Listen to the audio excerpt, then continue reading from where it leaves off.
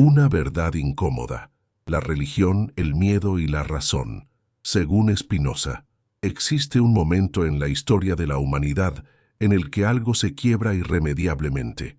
No es un instante identificable en los cronómetros, sino más bien una fractura silenciosa que recorre las estructuras más profundas de lo que creemos conocer, de lo que hemos sido instruidos a creer sin cuestionamiento. Este momento es el que atraviesa el espíritu cuando por primera vez percibe la distancia abismal entre la verdad que nos es presentada y la verdad que la razón logra vislumbrar. ¿Qué sucede cuando esa grieta se abre? ¿Qué ocurre en el interior de una conciencia que ha sido educada para no mirar hacia ciertos rincones, pero que de repente siente la irresistible necesidad de hacerlo? Estas preguntas son el punto de partida de una reflexión que ha atormentado a filósofos, teólogos y pensadores desde tiempos inmemoriales, pero que encontró en Baruch Spinoza uno de sus más lúcidos y provocadores exponentes. Un hombre que no tenía miedo de nombrar lo innombrable, de pensar lo impensable, de mirar donde otros desviaban deliberadamente la vista. En el hogar de una familia portuguesa de criptojudíos en Ámsterdam, en el siglo XVII, cuando Europa aún temblaba bajo el peso de las censuras y las hogueras inquisitoriales, creció un espíritu que se atrevería a hacer la pregunta más peligrosa de todas. ¿Y si todo lo que nos han enseñado sobre Dios, sobre la fe, sobre la religión, ha sido construido sobre el miedo más que sobre la verdad? Imaginemos por un momento la experiencia de un ser humano cualquiera, alguien como tú, que quizás en este instante estás observando estas palabras desde tu ciudad, desde tu país, desde tu particular rincón del mundo. ¿No sientes acaso que hay una brecha entre lo que te dicen que es verdad y lo que intuitivamente tu razón percibe como real? ¿No has experimentado esa sensación incómoda de que ciertos dogmas, ciertas afirmaciones presentadas como absolutas e incuestionables, se desmoronan cuando las examinas con detenimiento? Spinoza vivió permanentemente en ese espacio incómodo. No era un ateo en el sentido moderno del término, sino algo que podría resultar aún más peligroso para las estructuras de poder de su tiempo. Era un pensador que se atreve a repensar radicalmente qué significa Dios, qué significa fe, qué significa religión cuando se desnudan de las capas de manipulación y miedo que las recubren. Su trabajo fue una disección precisamente quirúrgica de los mecanismos mediante los cuales la religión institucionalizada utiliza el miedo como herramienta de control, transformando lo que podría haber sido una búsqueda genuina de verdad espiritual en un sistema de dominación donde los sacerdotes, los papas, los obispos, se convirtieron en los custodios de una verdad que ellos mismos sabían que no era tal. Pero aquí es donde la historia se vuelve particularmente fascinante e inquietante. El miedo ha sido durante milenios la columna vertebral de la religión institucional. ¿Acaso no es cierto que el sistema eclesiástico medieval construyó toda su estructura de poder sobre la aterrorización de las masas? El infierno, el purgatorio, la condenación eterna, la culpa por los pecados, la necesidad de salvación a través de intermediarios divinamente designados, todo esto es ingenio puro de ingeniería del miedo. Spinoza comprendió que este miedo no era un accidente o una distorsión de la verdadera fe, sino que era precisamente su funcionamiento fundamental. La religión tal como la conocemos no existe para acercarnos a Dios, sino para mantenernos alejados de Dios mediante la imposición de intermediarios, dogmas y estructuras que requieren nuestra sumisión. Y lo más perturbador es que este sistema ha funcionado durante siglos, durante milenios, no porque sea verdadero, sino porque la mayoría de la humanidad nunca ha tenido el coraje, o quizás simplemente la oportunidad, de mirar detrás del velo de la superstición. Consideremos un ejemplo concreto que Spinoza mismo habría reconocido en su tiempo. El sistema de confesión de la Iglesia Católica es un mecanismo de control extraordinario. Imagina el poder psicológico involucrado. Un sacerdote, Un hombre como cualquier otro recibe la confesión de los pecados de la población. Este hombre, que supuestamente tiene el poder directo de perdonar en nombre de Dios, se convierte en el guardián de los secretos más íntimos, las culpas más profundas, los miedos más oscuros de millones de personas. ¿No es esto una forma de poder casi absoluto? ¿No es esto el control perfecto de la conciencia? Spinoza vio claramente que la religión institucional había transformado la búsqueda de Dios en una búsqueda de poder terrenal, disfrazada de autoridad divina. Los sacerdotes, los obispos, el Papa mismo, no eran custodios de una verdad celestial, sino simplemente hombres que habían descubierto una fórmula extraordinaria para gobernar a través del miedo. Y sin embargo, aquí es donde el pensamiento de Spinoza se vuelve verdaderamente revolucionario, verdaderamente peligroso para quienes se benefician del status quo. Él no simplemente rechaza la religión, sino que intenta recuperar lo que podría haber sido legítimo en ella, lo que podría haber sido genuinamente espiritual, si no hubiera sido secuestrado por el miedo y el poder. Spinoza habla de una religión verdadera, una espiritualidad auténtica que emerge no del miedo, sino de la comprensión racional de la realidad. ¿Acaso no es profundamente paradójico que la verdadera experiencia de lo divino, según Spinoza, surge de la razón y no de la fe ciega? ¿No es esto lo opuesto exacto de lo que nos han enseñado? La religión institucional nos ha dicho durante siglos que la razón es enemiga de Dios, que la duda es pecado, que cuestionar es herejía. Pero Spinoza plantea una pregunta aún más perturbadora. ¿Y si la única manera verdadera de acercarse a Dios es precisamente a través de la razón, a través del cuestionamiento, a través del rechazo consciente de lo que no puede ser racionalmente justificado? En la Holanda del siglo XVII, cuando la Reforma Protestante ya había provocado fisuras en la autoridad monolítica de Roma, Spinoza presenta su análisis del Antiguo Testamento. Examina los textos bíblicos no como palabra divina incuestionable, sino como documentos históricos, producidos por hombres reflejando los prejuicios, las creencias, los intereses políticos de sus épocas. ¿Qué significa esto? Significa que si Moisés escribió la ley, entonces Moisés fue el autor humano de esa ley. Significa que los milagros descritos en la Biblia pueden tener explicaciones naturales. Significa que las historias de profetas y reyes pueden ser magnificadas, distorsionadas, moldeadas para servir propósitos políticos. Esta fue una herejía de proporciones incalculables, porque en el momento en que admites que la Biblia es un documento histórico producido por hombres y no la palabra literal de Dios, se abre el abismo. De repente, toda la estructura de autoridad religiosa, basada en la supuesta infalibilidad de ese texto, se desmorona. Los contemporáneos de Spinoza lo comprendieron perfectamente. No es coincidencia que su obra fuera puesta en el índice de libros prohibidos de la Iglesia Católica. No es accidental que incluso en la protestante Holanda experimentara presiones y ostracismo, porque Spinoza no era simplemente un filósofo desapegado teorizando en una torre de marfil, sino un pensador que comprendía las implicaciones políticas de sus ideas. Si el miedo es el fundamento de la religión institucional, y si ese miedo puede ser desenmascarado mediante la razón, entonces la autoridad de quienes se benefician de ese miedo está fundamentalmente amenazada. Los curas, los obispos, toda la estructura eclesiástica que había acumulado riqueza y poder durante milenios tenían mucho que perder si la población comenzaba a pensar racionalmente sobre sus creencias religiosas.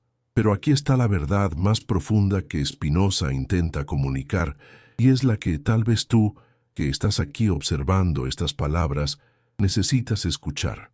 El miedo es la herramienta más poderosa de dominación, porque funciona a un nivel que la razón consciente a menudo no puede penetrar. El miedo es visceral, es emocional, es casi preverbal. Cuando eres educado desde la infancia a temer la condenación eterna, a temer el castigo de Dios, a temer la exclusión de la comunidad de fe, ese miedo se anida en lo más profundo de tu psique. Se convierte en parte de tu identidad, de tu forma de ver el mundo. Incluso cuando la razón te sugiere que estas amenazas carecen de fundamento lógico, el miedo persiste. Esta es la verdadera genialidad del sistema religioso institucional. Ha aprendido a anclar el miedo en los estratos más profundos de la conciencia humana, de modo que incluso cuando reconocemos intelectualmente su irracionalidad, emocionalmente seguimos siendo susceptibles a él. Considera por un momento la experiencia histórica del cristianismo primitivo. Jesús, tal como Spinoza lo analiza, fue un predicador que hablaba de amor, de reconciliación, de una conexión directa entre el individuo y lo divino. No requería intermediarios, no construía templos de piedra para concentrar poder, no utilizaba sofisticados sistemas de culpa y redención.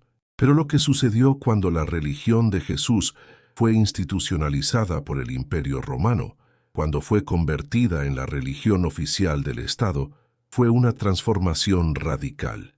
De una enseñanza que potencialmente liberaba, se convirtió en un sistema de control. Los concilios eclesiales decidieron qué era verdad y qué era herejía. El clero se convirtió en la clase gobernante. La cosmología medieval cristiana, con su jerarquía de ángeles y demonios, con el infierno esperando a los condenados, se convirtió en el instrumento perfecto para mantener a las poblaciones aterradas y obedientes. ¿No es esto lo que Spinoza quería que entendiéramos? ¿No es esto lo que sigue siendo verdadero hoy en día? Porque observemos nuestro mundo contemporáneo. Las formas evolucionan, los símbolos cambian, pero el mecanismo fundamental permanece sorprendentemente igual. Aún hoy, en el siglo XXI, vemos cómo la religión institucional utiliza el miedo para mantener su poder. El miedo al caos moral, si no hay religión. El miedo a la pérdida de identidad. El miedo a la condenación, aunque sea expresado de formas más sutiles. El miedo a ser excluido de la comunidad si cuestiones los dogmas fundamentales. Y más allá de la religión en sentido estricto, vemos cómo este mismo mecanismo opera en estructuras políticas, ideológicas, económicas.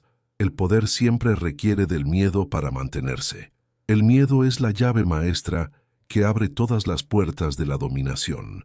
Lo que hace único el pensamiento de Spinoza es que no simplemente identifica este mecanismo, sino que propone una alternativa basada en la razón y en lo que podría denominarse como una experiencia de lo divino completamente renovada. Para Spinoza, Dios no es un ser personal que recompensa y castiga, sino la totalidad de la naturaleza misma, el universo en su completitud, el orden inmanente de todas las cosas. Esta es una posición que desafía tanto al ateísmo como al teísmo convencional. No es ateísmo porque Spinoza sostiene que existe una realidad fundamental, una causalidad universal. Pero es tan radicalmente diferente del Dios del cristianismo medieval que fue considerado por sus contemporáneos como prácticamente una forma de ateísmo. Y aquí está lo verdaderamente revolucionario. Si Dios es la naturaleza, entonces la mejor manera de acercarse a Dios es comprender la naturaleza, es decir, estudiar filosofía, matemáticas, física, la ciencia que emergerá en los siglos posteriores. La razón es el camino hacia Dios. La duda es un acto de fe verdadera. El cuestionamiento es la auténtica espiritualidad. Imaginemos ahora que mientras lees estas palabras desde tu ciudad, tu país, sea cual sea el lugar desde el que observas en este momento, reconoces en tu interior que esto que describimos es verdad. Reconoces que has sentido esa presión del miedo, que has experimentado esa tensión entre lo que la razón te dice y lo que te han enseñado a creer. Te invitamos a que escribas en los comentarios desde dónde estás mirando. ¿Cuál es tu ciudad, tu país? ¿Qué hora es en tu zona en este preciso instante?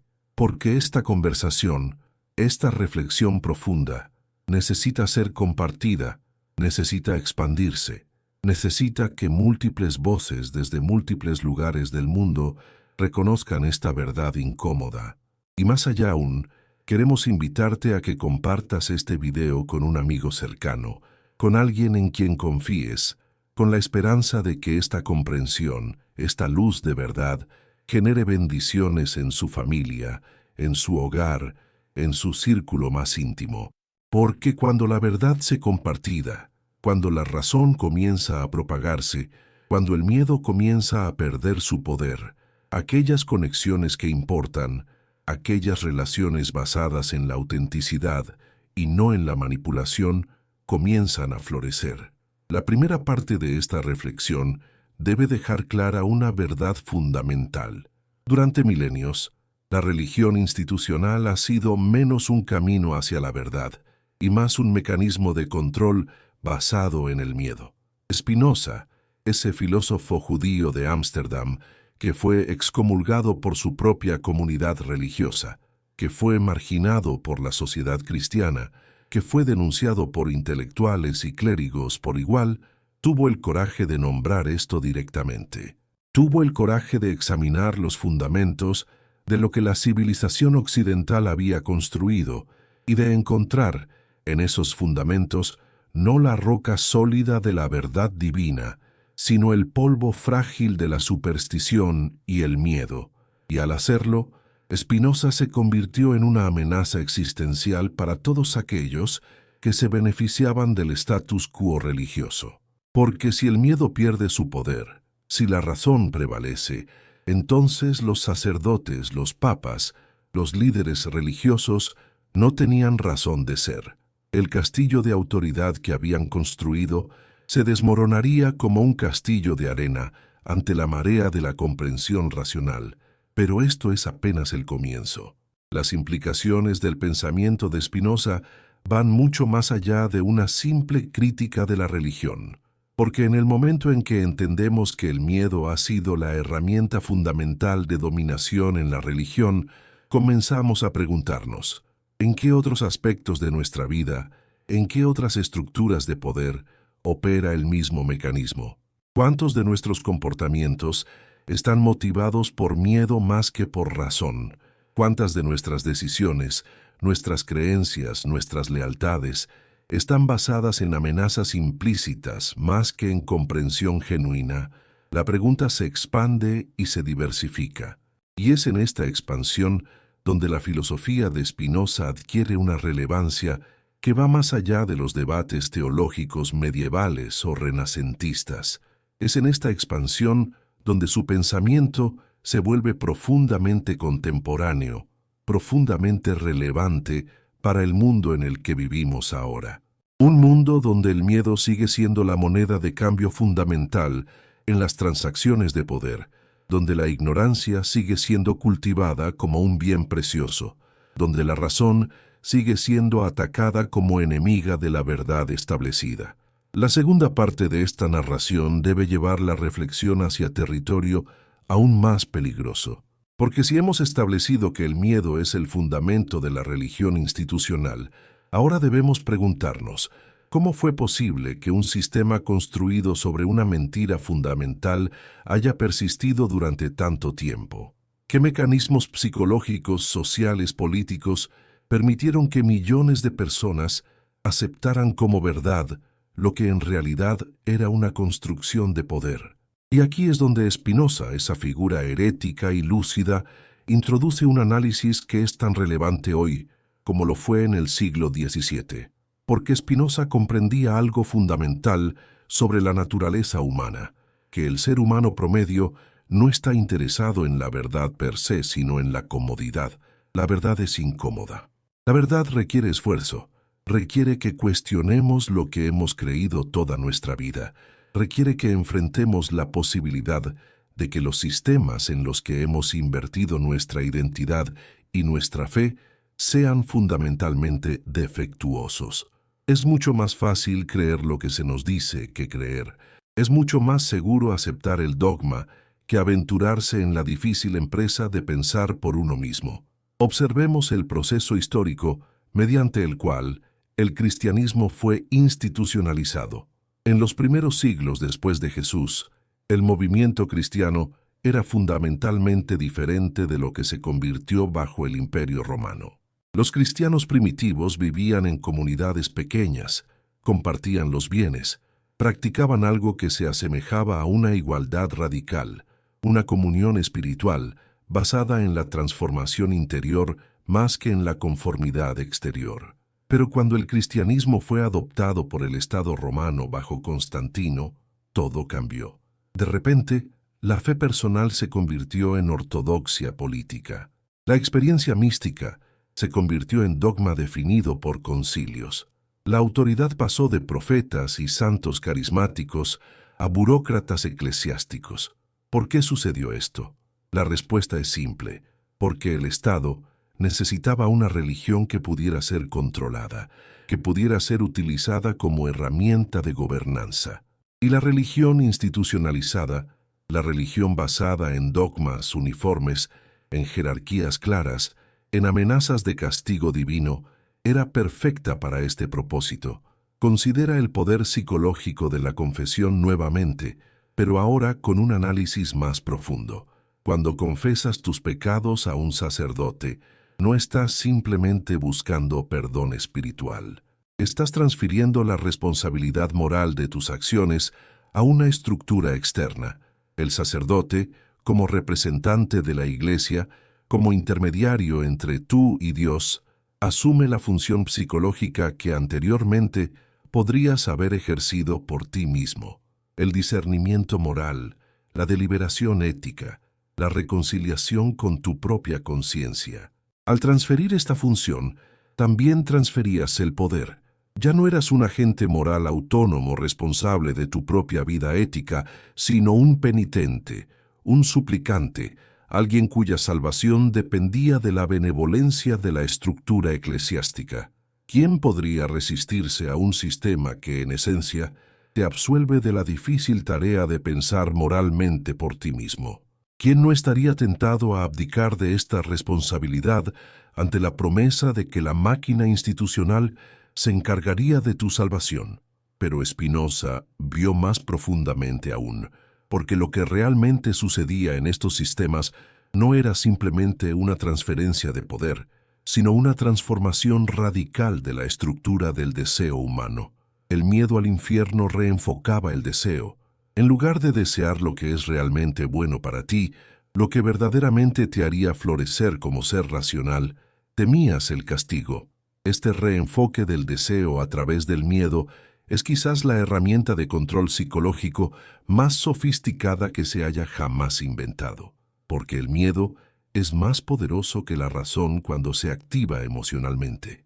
Incluso si intelectualmente reconoces que las amenazas de castigo eterno carecen de fundamento lógico, emocionalmente sigues siendo vulnerable a ellas. La Iglesia había descubierto la palanca fundamental que movía la conducta humana y había aprendido a utilizarla con maestría. ¿Y qué decir de la cuestión de la herejía? En el mundo medieval cristiano, la herejía no era simplemente una creencia incorrecta, era una amenaza existencial al orden social, porque el orden social medieval era fundamentalmente religioso.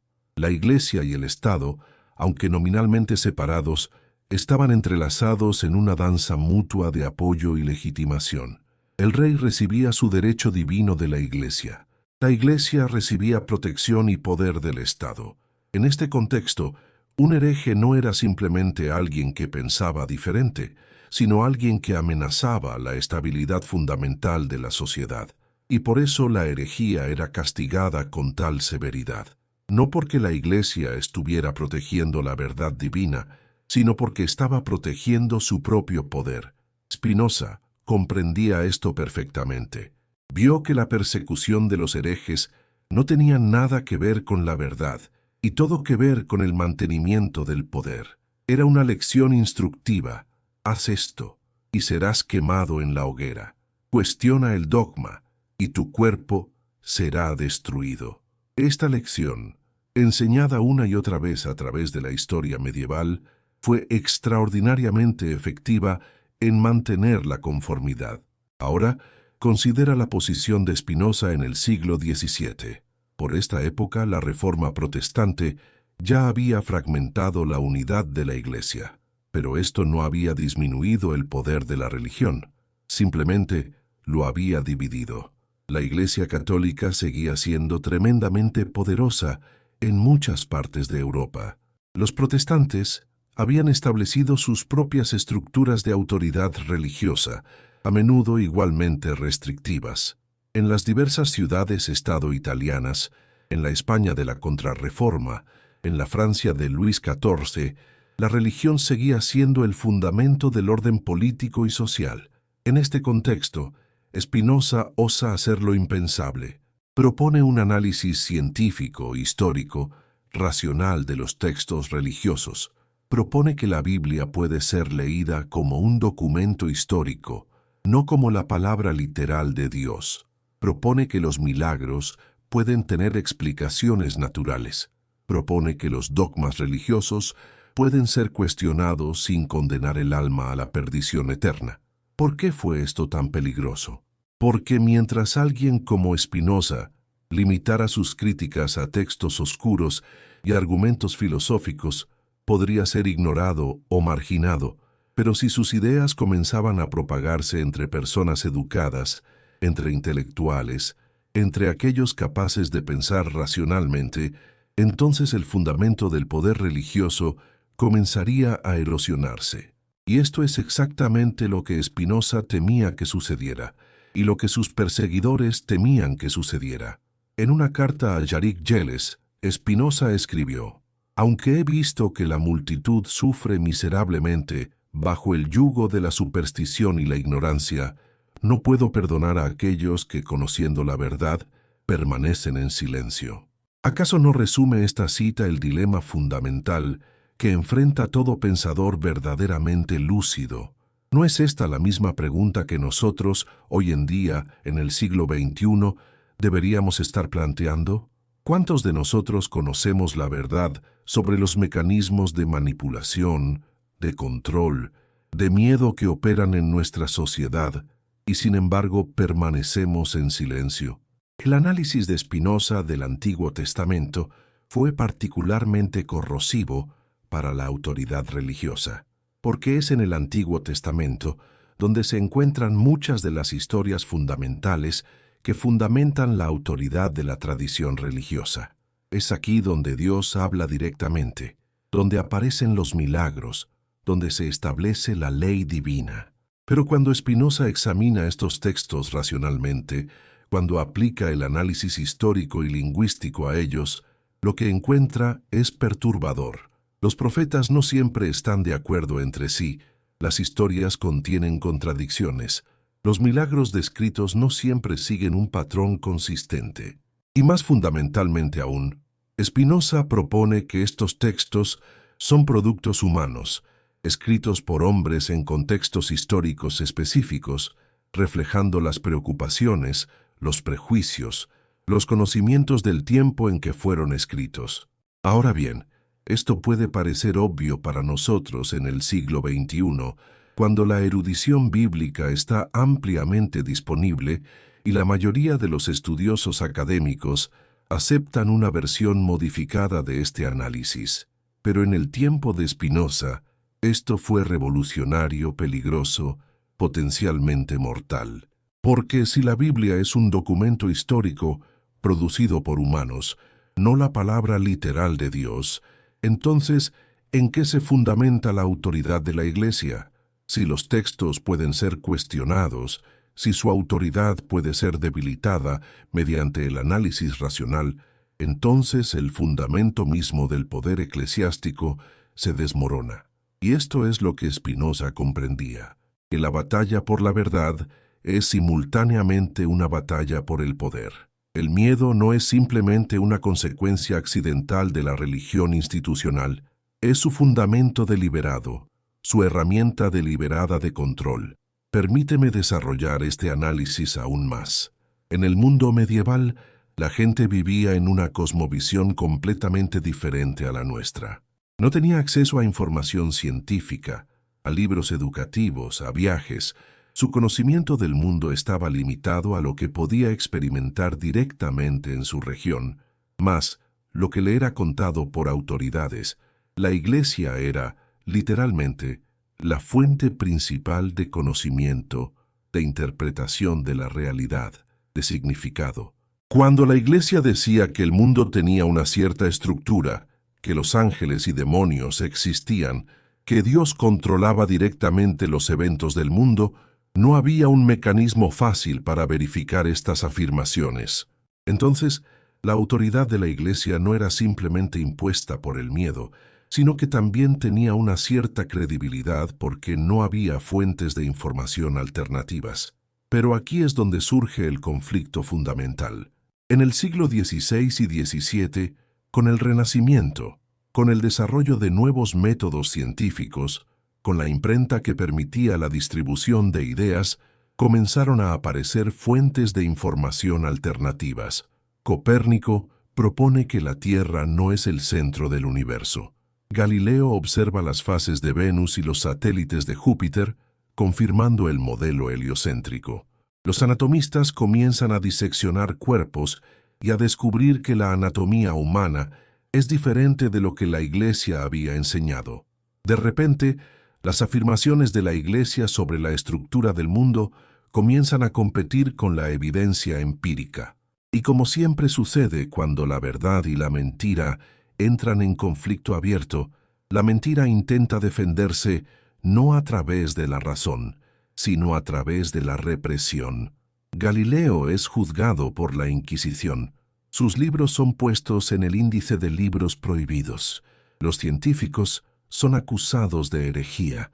Spinoza vio este conflicto con una claridad extraordinaria, y su propuesta fue, esencialmente, una paz negociada entre la razón y la fe, pero una paz que en realidad significaba la capitulación total de la fe frente a la razón.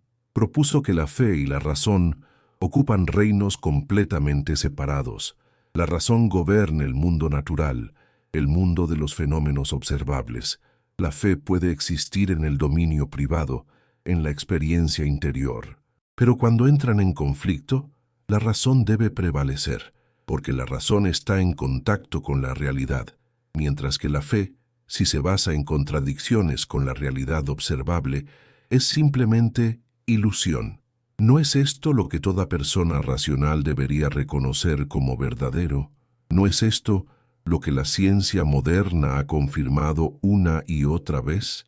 Y sin embargo, ¿no es también verdad que incluso en nuestro mundo contemporáneo sigue habiendo un conflicto persistente entre la verdad científica y las afirmaciones religiosas?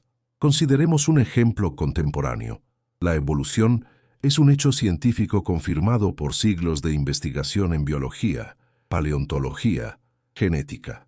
La edad de la Tierra es de aproximadamente 54.000 millones de años, confirmado por múltiples métodos de datación radiométrica. Estos son hechos tan objetivos como cualquier cosa que la ciencia haya establecido. Y sin embargo, en muchas partes del mundo, hay movimientos religiosos que siguen rechazando la evolución, que enseñan que la Tierra fue creada hace apenas unos pocos miles de años, que la humanidad fue creada directamente por Dios en su forma actual. ¿Por qué? No porque haya evidencia científica que apoye estas posiciones, sino porque entran en conflicto con una interpretación particular del texto religioso. Es decir, el dogma religioso sigue siendo considerado como teniendo autoridad superior a la evidencia empírica. Esto es exactamente lo que Spinoza estaba combatiendo. La insistencia de que el dogma religioso debe mantenerse, incluso cuando entra en conflicto directo con la realidad observable. Pero lo más perturbador es que Spinoza comprendía que este no era simplemente un conflicto intelectual, era un conflicto profundamente político. Porque si el dogma religioso puede ser cuestionado, si la Biblia puede ser examinada mediante la razón histórica, si los sacerdotes pueden ser contradichos, entonces toda la estructura de autoridad religiosa está amenazada.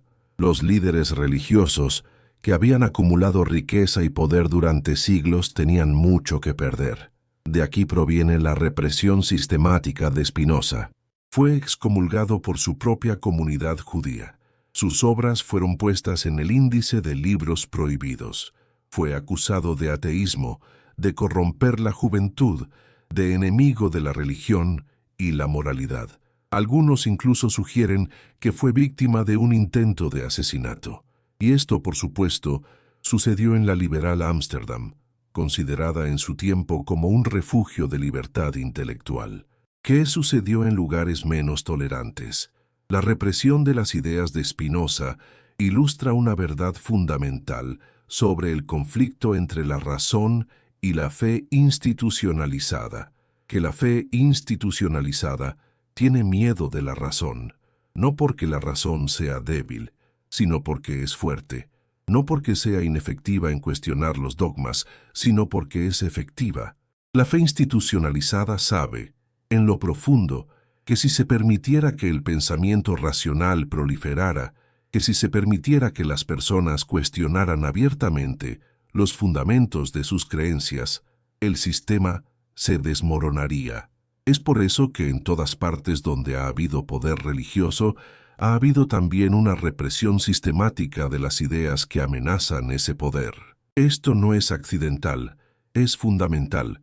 La verdadera fe, la verdadera espiritualidad, no tendría miedo de la razón. De hecho, la daría la bienvenida.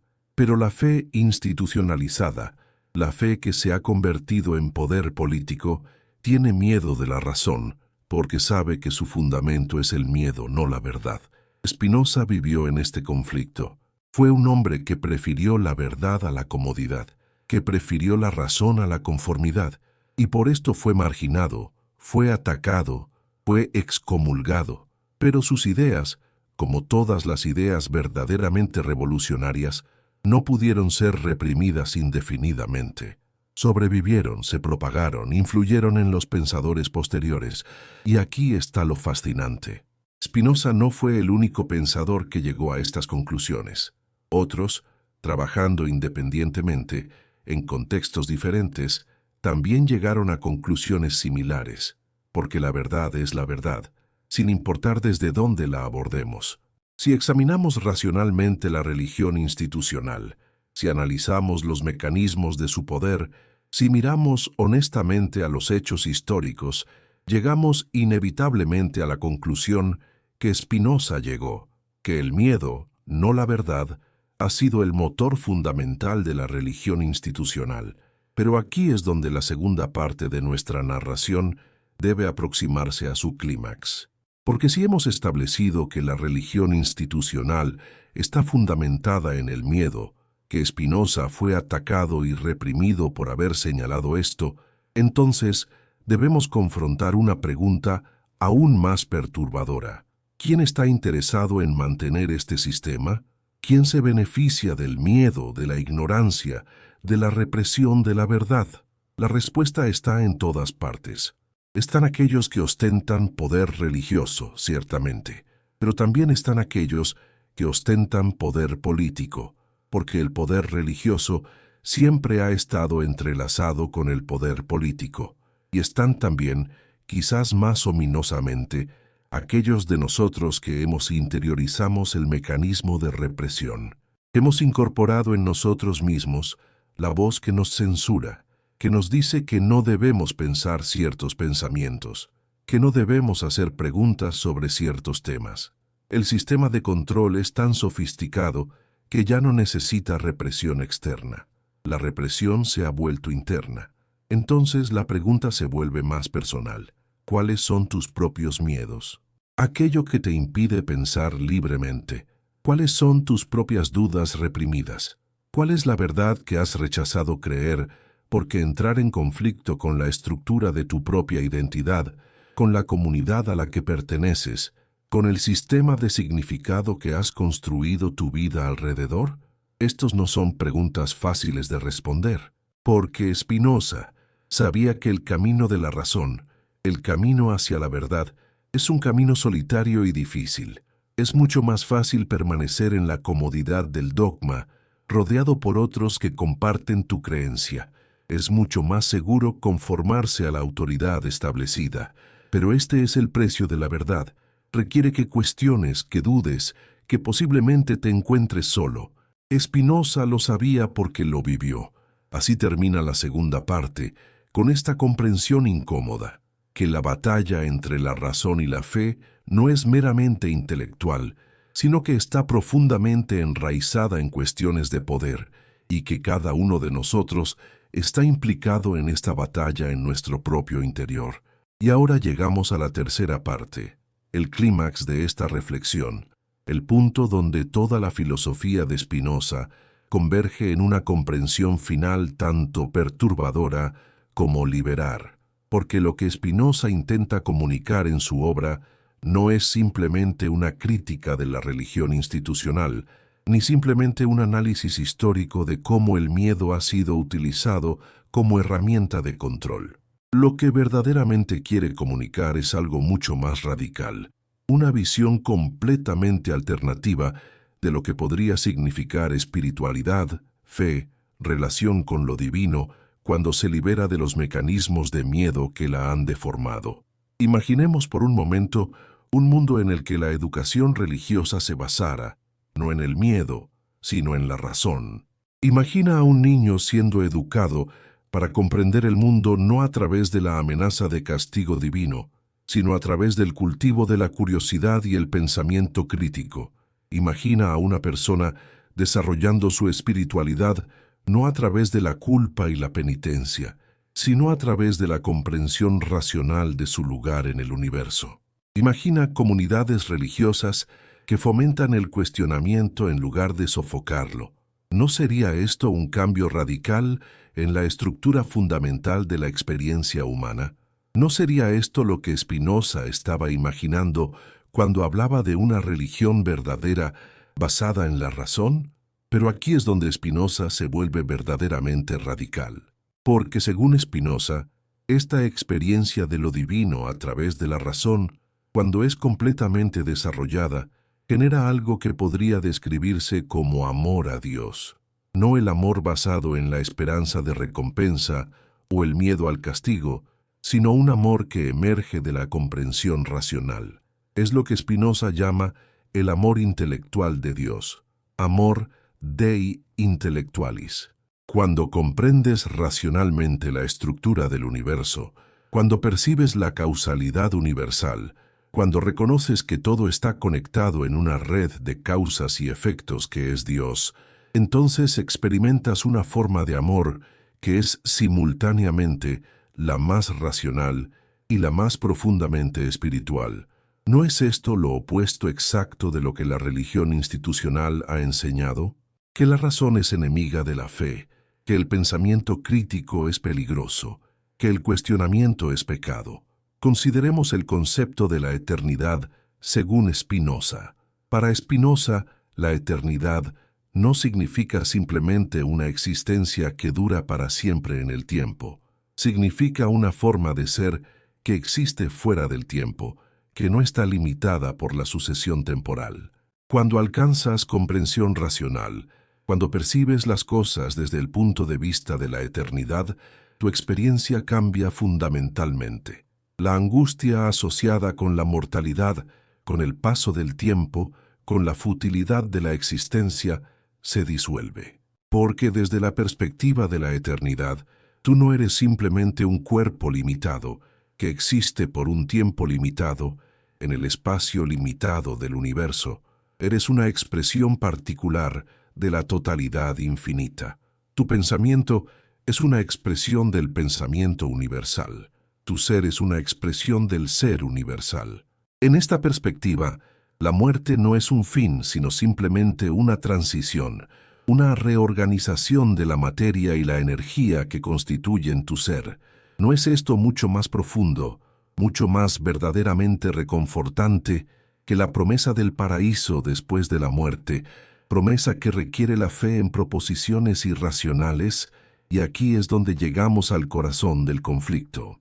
Porque Spinoza está ofreciendo algo que es profundamente amenazante para la religión institucional, una espiritualidad que no requiere sacerdotes, que no requiere intermediarios, que no requiere dogmas aceptados de fe, una espiritualidad que es accesible a través de la razón, que puede ser cultivada por cualquier persona que tenga la inteligencia y el coraje de pensar por sí misma.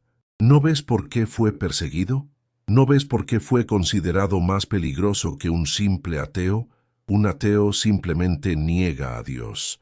Spinoza hacía algo mucho más peligroso. Ofrecía una alternativa a Dios que era, según sus argumentos, más verdadera, más racional, más espiritual que el Dios del cristianismo institucional. Consideremos ahora la cuestión de la moral. Dado que Spinoza rechaza el sistema de recompensas y castigos divinos, ¿cómo justifica la moralidad? No necesitamos el miedo al infierno para asegurar que las personas se comporten moralmente.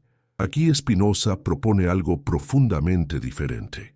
La moralidad, según Spinoza, no emerge del miedo, sino de la razón.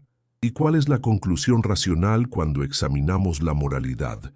Que es en tu propio interés racional actuar moralmente, porque el comportamiento inmoral te causa daño a ti mismo.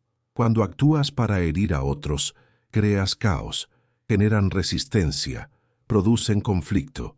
Cuando actúas moralmente, cuando respetas la autonomía de otros, cuando cultivadas la cooperación, generas armonía. Esta es una moralidad basada, no en la obediencia a un ser divino o a la Iglesia, sino en la razón práctica. Y curiosamente, esta moralidad, cuando es verdaderamente motivada por la razón, más que por la esperanza de recompensa o el miedo al castigo, es mucho más estable, mucho más genuina, mucho más verdaderamente moral que la moralidad que emerge del dogma religioso. Piensa en esto por un momento. Una persona que ayuda a otros porque teme ir al infierno si no lo hace, ¿está realmente siendo moral o simplemente está evitando el castigo? Una persona que actúa moralmente porque racionalmente comprende que el comportamiento moral es en su propio interés a largo plazo y también en el interés de la comunidad, ¿no está siendo mucho más verdaderamente moral?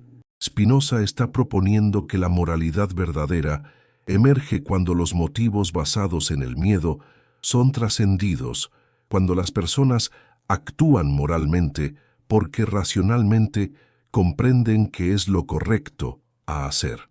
Esto es revolucionario precisamente porque destrozaría uno de los argumentos fundamentales de la religión institucional, que sin religión la gente se volvería inmoral, caótica, destructiva.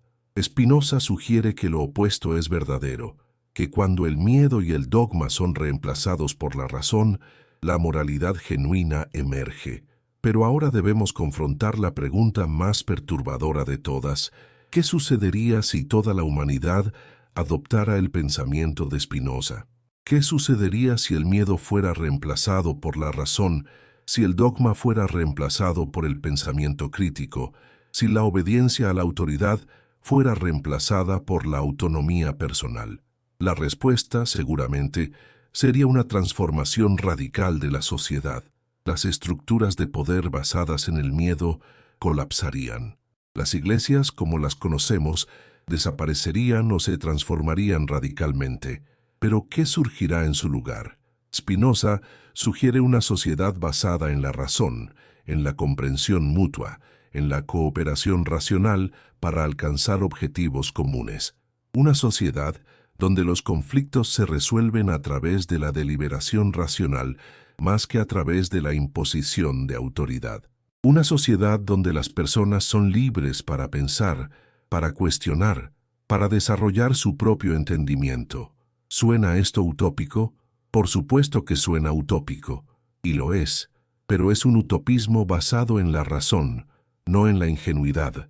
Spinoza no sugiere que la humanidad alguna vez alcanzará completamente este estado, pero sugiere que el movimiento en esta dirección, hacia mayor libertad, mayor razón, mayor pensamiento crítico, es un movimiento hacia el bien, hacia la verdadera espiritualidad. Y aquí es donde llegamos al aspecto más esperanzador del pensamiento de Spinoza.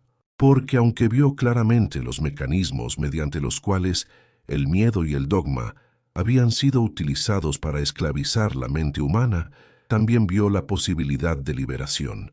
Vio que el pensamiento humano tiene la capacidad de trascender estos mecanismos, de romper con las cadenas del miedo, de alcanzar una forma de existencia que es simultáneamente más racional y más profundamente espiritual. Ahora bien, los críticos dirían, Spinoza es demasiado optimista sobre la capacidad de la razón. ¿No es verdad que incluso las personas más educadas, más inteligentes, siguen siendo susceptibles al miedo? ¿No es verdad que la irracionalidad es una parte fundamental de la experiencia humana? Y la respuesta de Spinoza sería, sí, esto es verdadero. Pero esto no cambia el hecho de que la razón es el único camino hacia la verdadera libertad. Porque el miedo, como dice Spinoza, es la pasión que surge de la comprensión inadecuada. Cuando comprendemos algo inadecuadamente, cuando nuestro conocimiento de algo se basa en la experiencia inmediata, sin comprensión de sus causas subyacentes, tendemos a experimentar miedo.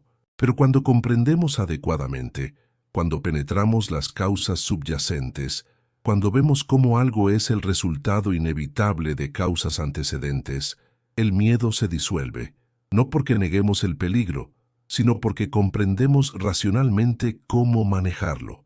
Considera un ejemplo simple. Una persona ignorante de cómo funciona la electricidad tendrá miedo de tocar un cable eléctrico, pero una persona que comprende cómo funciona la electricidad no tiene miedo, simplemente toma las precauciones apropiadas. El miedo surge de la comprensión inadecuada. La seguridad surge de la comprensión adecuada. La religión institucional, según Spinoza, opera en el nivel de la comprensión inadecuada. Te dice que hay fuerzas divinas que puedan condenarte al infierno, pero no te ofrece la comprensión real de cómo funcionan estas fuerzas, por qué funcionan de esta manera, si hay alternativas. Te deja en la ignorancia y el miedo. La razón, por otro lado, busca la comprensión adecuada, busca entender las causas, examinar las evidencias, cuestionar las afirmaciones, y en el proceso crea la posibilidad de liberación del miedo. Pero aquí debemos ser honestos. No todos están dispuestos a aceptar este viaje hacia la razón. Spinoza sabía esto. Escribió explícitamente que la mayoría de los seres humanos nunca alcanzarán el nivel de comprensión adecuada que conduce a la verdadera libertad. La mayoría permanecerá en los niveles más bajos de comprensión, bajo el dominio de las pasiones, susceptibles al miedo, y por lo tanto, perpetuarán las estructuras de poder basadas en el miedo, porque esas estructuras se refuerzan a sí mismas. Los padres enseñan a los hijos el miedo que sus padres les enseñaron a ellos. Las iglesias perpetúan la doctrina que sus antepasados perpetuaron. Los gobiernos utilizan los métodos de control que sus predecesores utilizaron. Es un sistema que se perpetúa a sí mismo porque se basa en el nivel más fundamental de la experiencia humana, el miedo. Y sin embargo, hay esperanza, porque no todos aceptan perpetuar este sistema. Hay aquellos, como Spinoza mismo, que se atreven a cuestionar, a pensar críticamente, a buscar la verdad incluso cuando es incómoda, incluso cuando es peligrosa. Y cada persona que sale del estado de comprensión inadecuada, que comienza a pensar racionalmente, que se atreve a cuestionar las afirmaciones de la autoridad, contribuye al lento movimiento de la humanidad hacia mayor libertad y racionalidad. No es un movimiento rápido, no es lineal, hay retrocesos, hay periodos de oscurantismo después de periodos de iluminación. Pero el movimiento general, si se observa en la escala de siglos y milenios, es hacia mayor libertad, mayor razón, mayor comprensión. Y aquí es donde debemos reconocer la profunda ironía. La religión institucional ha utilizado el miedo para mantener a la humanidad en un estado de ignorancia y esclavitud mental. Ha declarado que el miedo al infierno es necesario para mantener la moralidad y el orden. Ha afirmado que la duda es pecado que el cuestionamiento es herejía, ha perseguido a pensadores como Spinoza que se atreven a ofrecer una alternativa. Y sin embargo, es precisamente esta represión, precisamente esta persecución, la que ha generado la reacción intelectual que ha conducido a la ilustración, a la ciencia moderna, a la comprensión contemporánea de que el miedo no es necesario para la moralidad, que el dogma no es una base sólida para la verdad. Spinoza vivió en un periodo crítico de transición, en el QSP del movimiento, que eventualmente llevaría a la Ilustración.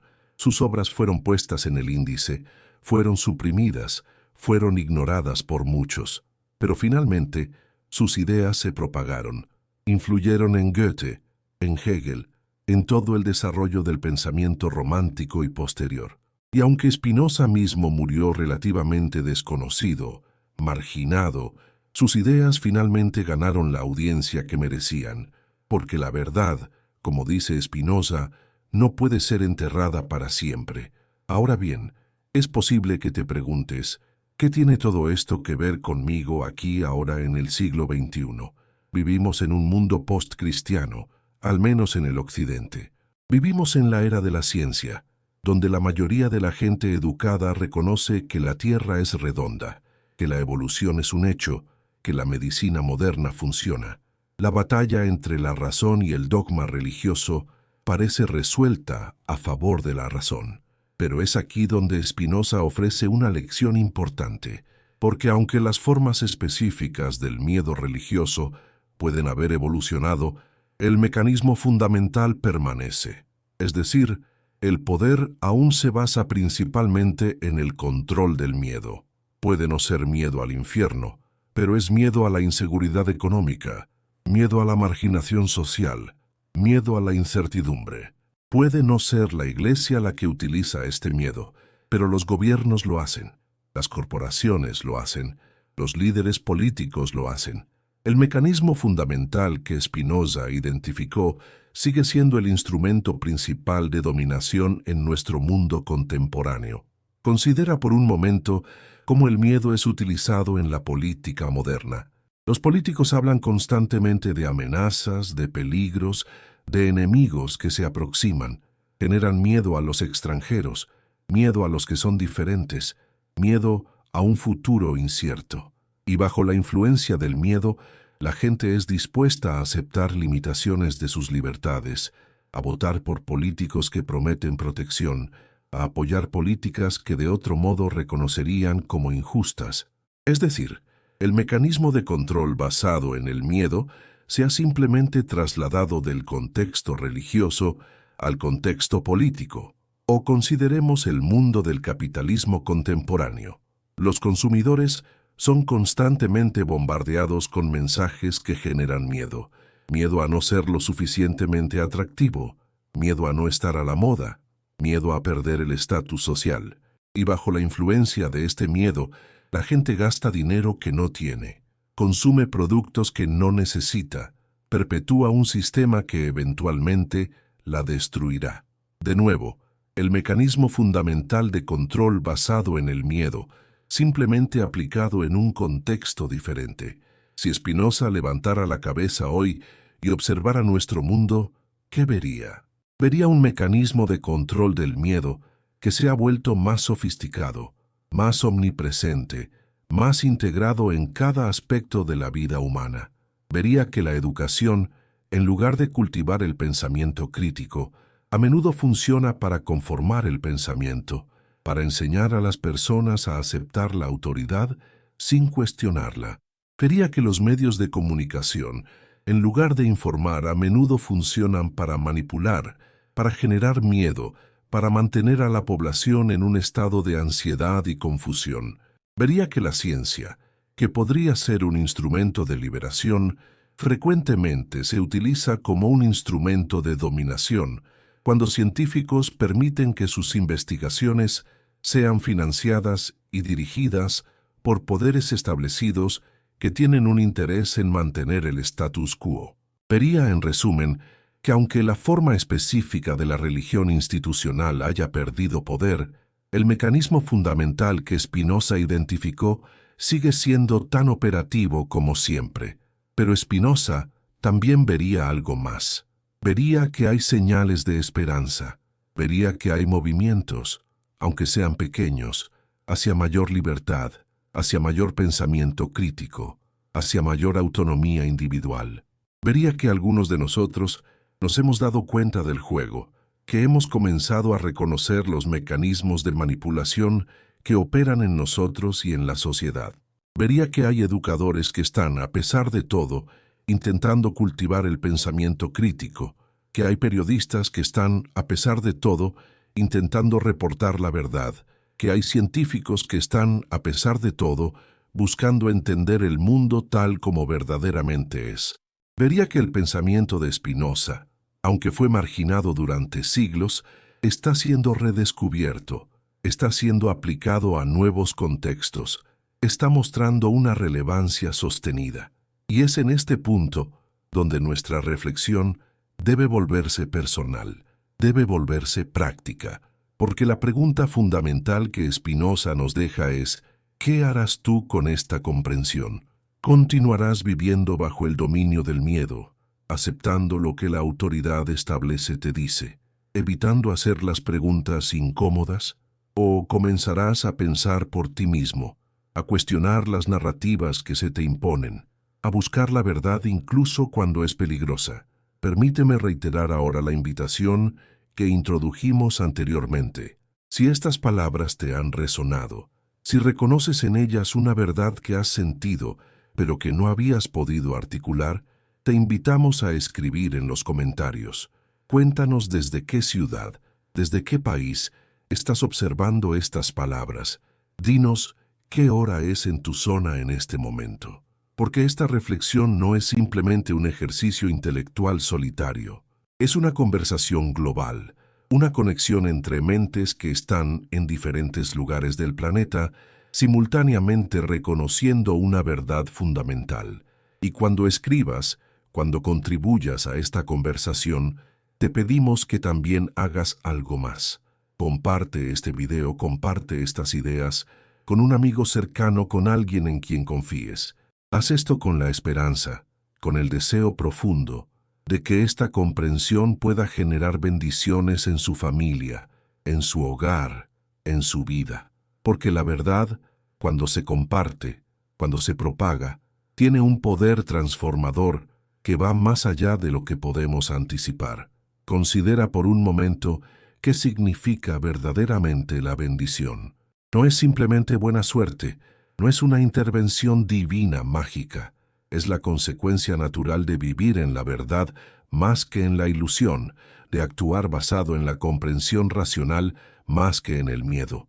Cuando una familia adopta el pensamiento crítico, cuando se animan mutuamente a cuestionar, a pensar, a buscar la verdad, ¿no es eso una bendición? Cuando las relaciones se basan en la honestidad y la comprensión mutua en lugar de en la manipulación y el control, ¿no es eso una bendición? Cuando una persona logra liberarse de los miedos paralizantes que la han dominado durante años, cuando finalmente se atreve a pensar por sí misma, cuando finalmente se da cuenta de que no necesita pedir permiso para tener sus propios pensamientos, ¿no es eso una bendición? Y aquí llegamos al clímax final de nuestra reflexión, al punto donde todo converge. Porque la verdadera revolución que Spinoza propone no es simplemente intelectual, es existencial. Es una revolución en cómo experimentamos la realidad, cómo nos relacionamos con nosotros mismos, con los demás, con el universo. Cuando logras liberarte del miedo, cuando logras abandonar la necesidad de que alguien más te diga qué creer, cuando finalmente confías en tu propia capacidad para pensar y entender, ocurre algo fundamental. La vida adquiere un nuevo significado. Las relaciones se profundizan. La comunidad, cuando se basa en la elección libre y el entendimiento mutuo más que en el miedo y la obligación, se vuelve verdaderamente sagrada. Spinoza vivió esta vida. Fue excomulgado, marginado, vivió en relativa pobreza, se ganó la vida como fabricante de lentes ópticas y, sin embargo, escribió sobre la alegría, sobre la libertad, sobre la belleza de la vida vivida racionalmente. ¿Cómo fue capaz de hacer esto? Porque comprendía que la verdadera alegría no emerge de la riqueza, del poder, del éxito social, emerge de la comprensión, emerge de la libertad de pensamiento, emerge de la alineación con la razón universal. Cuando logras alcanzar este estado, ninguna cantidad de represión externa puede quitártelo. Esta es quizás la lección más importante que Spinoza nos ofrece, que la verdadera libertad es fundamentalmente interna, que no puede ser quitada por la persecución o la represión, porque se basa en tu propia capacidad de pensar y entender. Y así llegamos al cierre de esta narración, a la conclusión provocadora que Spinoza habría querido que reconozcamos, porque la verdad no puede ser enterrada para siempre. Puede ser reprimida durante siglos, puede ser perseguida por aquellos que se benefician de la ignorancia, puede ser distorsionada por aquellos que tienen un interés en mantener el miedo, pero eventualmente emerge, eventualmente se propaga, eventualmente transforma la conciencia humana. Las ideas de Spinoza fueron censuradas, fueron puestas en el índice, fueron ignoradas durante más de un siglo. Y sin embargo, aquí estamos nosotros, siglos después, discutiendo sus ideas, reconociendo su relevancia, aplicando su pensamiento a nuestro propio mundo. ¿No es esto una prueba de que la verdad tiene un poder que transciende el poder del miedo? La verdad es que el miedo, cuando es examinado racionalmente, se desmorona. El dogma, cuando es cuestionado científicamente, pierde su poder. La autoridad, cuando es analizada críticamente, se revela como simplemente una construcción humana. Y cuando estos velos se caen, cuando finalmente ves la realidad tal como verdaderamente es, surge algo extraordinario. Surge la libertad, surge la responsabilidad, surge la alegría de vivir una vida que no es simplemente prescrita por la autoridad, sino elegida por ti mismo, basado en tu propia comprensión racional. Esta es la promesa de Spinoza. No es una promesa de salvación divina. Es algo que puede ser aún más valioso, una promesa de verdadera autonomía, de verdadera libertad, de verdadera dignidad humana. Y así termina esta larga reflexión, esta meditación sobre Spinoza, sobre el miedo, sobre la religión, sobre la razón y sobre la posibilidad de liberación. Pero en realidad, esto no es el final, es simplemente un comienzo. Porque cada persona que lee estas palabras, que reconoce la verdad en ellas, que se atreve a pensar por sí misma, que comienza a cuestionar las narrativas que ha aceptado sin examen crítico, está participando en la misma revolución que Spinoza comenzó hace más de 300 años. Está contribuyendo al lento movimiento de la humanidad hacia mayor libertad, mayor razón, mayor verdad. Y en el momento en que reconoces esto, en el momento en que entiendes que tú también puedes ser un agente de este cambio, ocurre algo extraordinario. Te liberas a ti mismo. Te conviertes en lo que Spinoza imaginó, un ser humano libre, racional, capaz de experimentar el amor intelectual de Dios, capaz de vivir una vida que es simultáneamente profundamente racional y profundamente espiritual. ¿No es esta una invitación digna de ser aceptada?